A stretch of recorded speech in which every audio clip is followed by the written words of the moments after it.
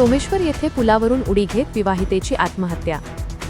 रत्नागिरी तालुक्यातील सोमेश्वर येथे एका विवाहित महिलेने पुलावरून उडी घेत आत्महत्या केल्याची धक्कादायक घटना शनिवारी दुपारी घडली।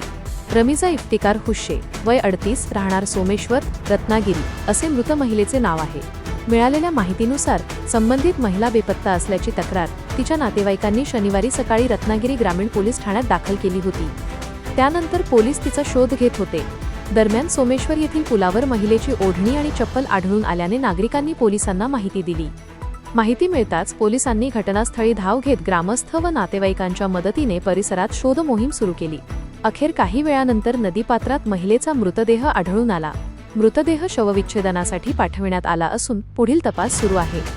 महिलेने आत्महत्येसारखे टोकाचे पाऊल का उचलले याबाबत अद्याप स्पष्ट कारण समोर आलेले नाही।